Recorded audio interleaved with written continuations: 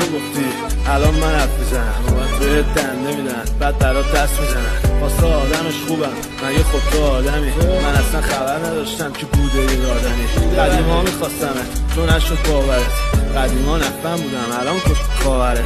نیاز به پوست و لوس بازی های کسی ندارم، شعبه اصلی منم کپی ها شبیه ندارم.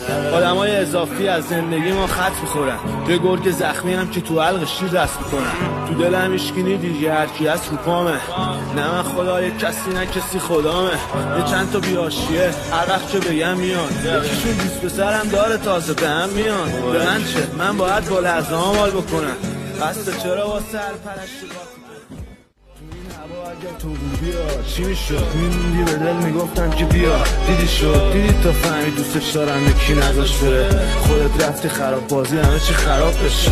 منم مثل تو هم دلم میخواست بودی الان، تو اصلا آدم نبودی فرشته بودی برام. ولی خب چه میشه کرد ما رو جدا کردن. من یهو از پیش عشقم تو الان کجا رفتن؟ مالم نبودیم از اولش، من گفتم بمون پیشم نذاش حرف بزنم، نگفت فوق دلون میشن. حین این آشوراشا میکشیدم البته با عجب حال بدی بود و بعدش بدتره. تو خواب خیانت دیدم چشم بسته گریه کردم تو رو